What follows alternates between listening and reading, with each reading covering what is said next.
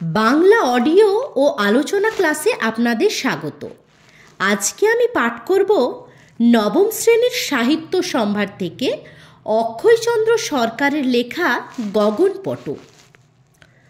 গগনপটকে তোমরা সকলেই দেখিয়াছ, পথে ঘাটে দাঁড়াইয়া কতবারে দেখিয়া থাকিবে, কিন্তু তোমরা সকলেই তাহার গুণাগুণ জানো না। তাই আমাদিগকে আজ তোমাদের কাছে সেই পরিচিতের পরিচয় দিতে হইতেছে। কারিগর লোক প্রায়ই একটু খামখেয়ালি হয়, কেউ বদমেজাজের ওপর খামখেয়ালি, আর কেউ বা রসখ্যাপার ওপর খামখেয়ালি। কিন্তু গগনপটর মতো খামখেয়ালি রসখ্যাপা লোক আর দুনিয়ায় নাই। সে যদি কখনো কাহারও ফরমাস মতো চিত্র করিল, আপনার মনে আপনার ঝোঁকে নিয়তই আঁকিতেছে আর পুছিতেছে, কিন্তু যখন যেটা দাঁড় করাইবে সেটা একেবারে চূড়ান্ত। যেমন রং আর তেমনি শেড, যেমন ভাবভঙ্গি তেমনি অঙ্গ সৌষ্ঠব। তাহাতেই বলিতেছিলাম, গগনপট খামখেয়ালি বটে, কিন্তু মস্ত কারিগর। তবে গগনের অনেক সময় অসময় বোধ নাই। প্রথম আলাপে সেই জন্য গগনের ওপর বড়ই বিরক্ত হইতে হয়, কিন্তু তাহার পর ঘনিষ্ঠতা হইলে বোঝা যায় লোকটা অসাময়িক হলেও বদরসিক নহে, রসখ্যাপা বটে, কিন্তু তাহার অন্তরের অন্তরে লুকানো ছাপানো সহৃদয়তা বিলক্ষণ আছে। তবে সহিষ্ণুতা না থাকিলে, ঘনিষ্ঠতা না হইলে তাহার সেই ভাবটুকু কিন্তু বুঝিয়া ওঠা ভার। তুমি স্বজনের সদ্যনাশে শোকে জর্জর, সংসার আধার দেখিতেছ। থাকিয়া থাকিয়া তলদেশে মেদিনী ঘুরিতেছে, বাতাসে হুহু করিয়া সেই স্বজনের নাম ধ্বনিত হইতেছে। বুকের ভিতর বাম দিকে কে যেন কিলক পুঁতিয়া দিয়াছে। ঘোরতর বিষাদে তুমি অবসন্ন হইয়াছ। অকুলসরা কুলকুলো না দিনি কল্লোলিনীর তীরে তুমি অবসাদে উপবিষ্ট হইয়া আছো। দূর গগনপটর চিত্রপটে তোমার দৃষ্টি পড়িল, সে যেন তোমাকেই ভুলাইবে বলিয়াই রং ফলাইয়া বসিয়াছিল। তুমি চাহিবা মাত্র অমনি তাড়াতাড়ি পরিষ্কার পটে আঁকিয়া বসিয়া গেল। শোক গম্ভীর হৃদয় সহজেই এক মনস্ক হয়।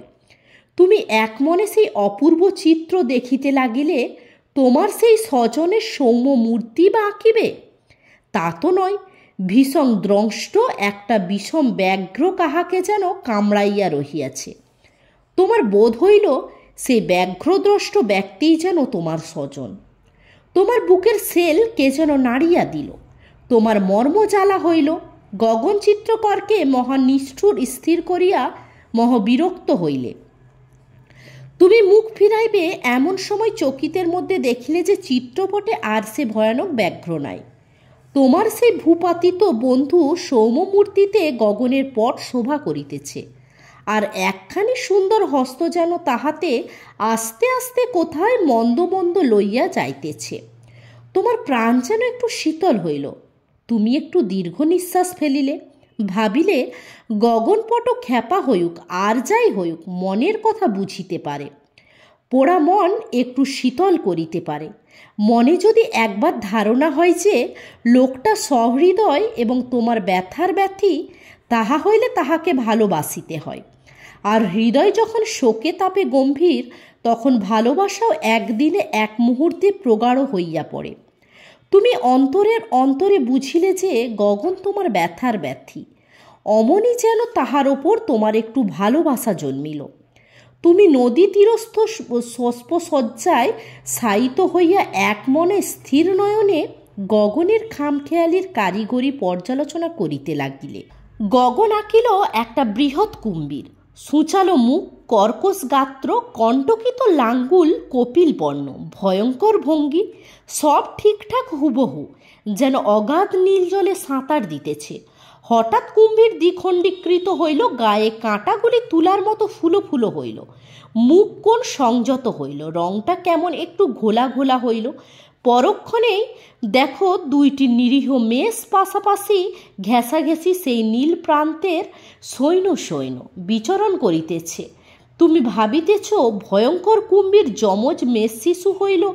ভাবিতে না ভাবিতেই সে চিত্র নাই। সেই মেষোদয়ের স্থলে বিচিত্র বর্ণের ভয়ঙ্কর বৃহৎ এক সদণ্ড পতাকা খর খর বাতাসে যেন ফরফর করিয়া উড়িতেছে।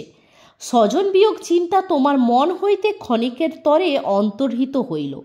বিষয় রসখ্যাপা গগন তোমাকে আপনার পাগলামির কীর্তি দেখাইয়া তোমাকে হাসাইল।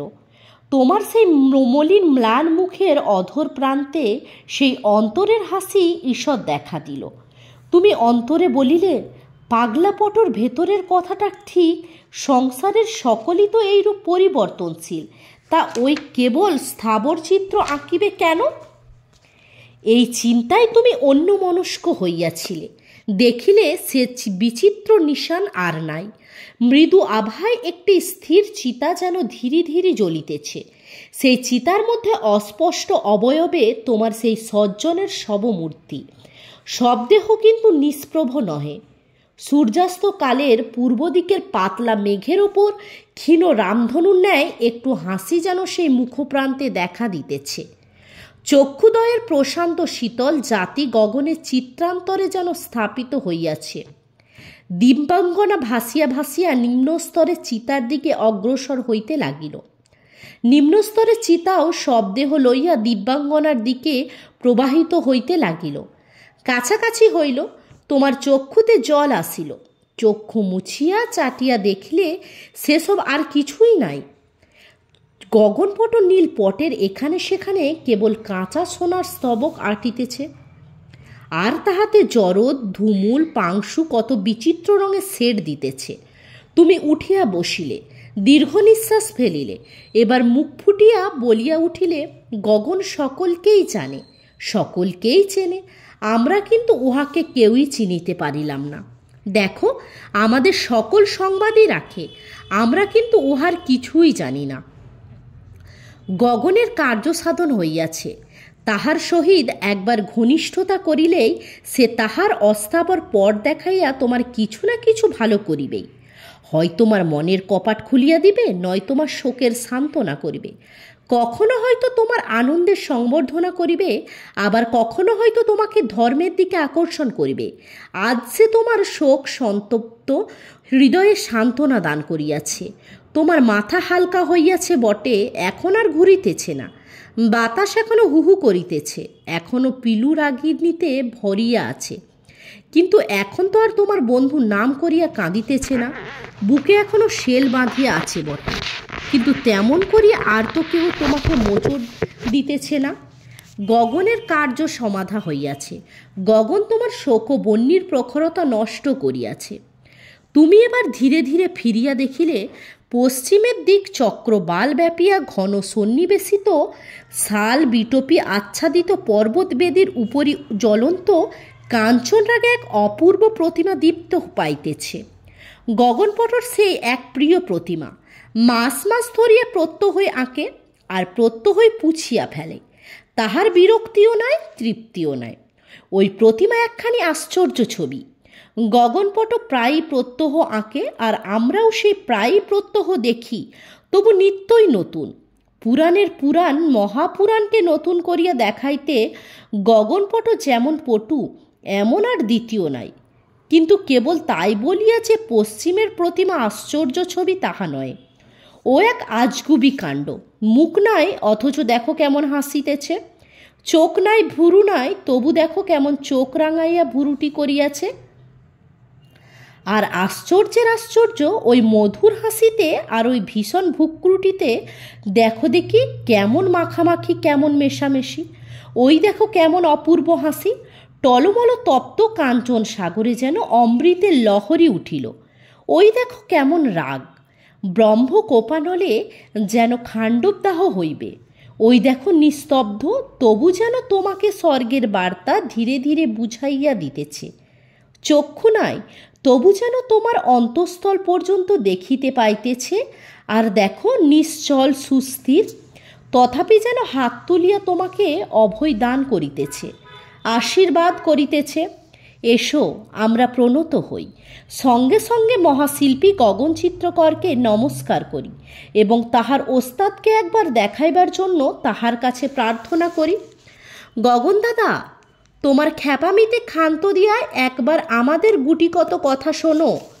গঙ্গার ওপর তোমার প্রভাত ছবি, পর্বতপৃষ্ঠে তোমার এই সন্ধ্যার প্রতিমা, প্রাবিট্যের সেই ঘনকৃষ্ণ সিংহাসন, নিদাগের সেই রৌদ্রমূর্তি ও সকল কারিগরি তোমার অনেকবার দেখিয়াছি। তোমার বিচিত্র পট দেখিয়া অনেকবার জ্বলিয়াছি, পুড়িয়াছি, হাসিয়াছি, কাঁদিয়াছি, কিন্তু ওই সকল বিচিত্র চিত্রে আত্মহরা হয় বটে, অথচ পরমার্থ পাই না, তুষ্টি হইলেও তৃপ্তি হয় না। না দাদা, আর খ্যাপামি করিয়া আমাকে ভুলাইবার চেষ্টা করিও না। তোমার এই সকল ছায়াময়ী প্রতিমার অন্তরস্থ প্রতিমা আমাকে সেই দিনের মতো আর একবার দেখাও। তোমার সেই বিষয় ভেলকি আর একবার ভাঙিয়া দাও। এই ছায়াবাজির ছায়াপট একবার ক্ষণমূর্তির জন্য সরিয়া দাও। আমি আর একবার তোমার সেই নীল নীল অতি নীল বাজিত ঘরের অভ্যন্তরস্থ তোমার ওস্তাদকে প্রাণ ভরিয়া দেখিব। সেদিন তুমি দেখাইলে বটে, কিন্তু আমি যে কি দেখিলাম তাহার কিছুই বুঝিলাম না। কোমলের কোমল, অতি কোমল বংশীত বরবে আমার মোহ হইল। নীল মধ্যে অতি নীল দেখিতেছিলাম। সমস্ত জগৎ নীল আভায় প্রতিভাত হইল। আমি আর কিছুই দেখিতে পাইলাম না। তাহার পর তুমি তোমার ছায়াপটে তুলারাশি ছড়াইয়া হাসিতে লাগিলে। না দাদা, তোমার পায়ে পড়ি, এবার আরও সময়ে খ্যাপামি করিও না। ভালো করিয়া তোমার ওস্তাদকে একবার দেখাও। এই গল্পটি যদি আপনাদের ভালো লেগে থাকে তাহলে আমার চ্যানেলটিকে অবশ্যই লাইক, কমেন্ট ও সাবস্ক্রাইব করে দেবেন। এছাড়াও আরও কোনো গল্প যদি আপনারা শুনতে আগ্রহী থাকেন তাহলে আমাকে কমেন্টে জানাতে পারেন।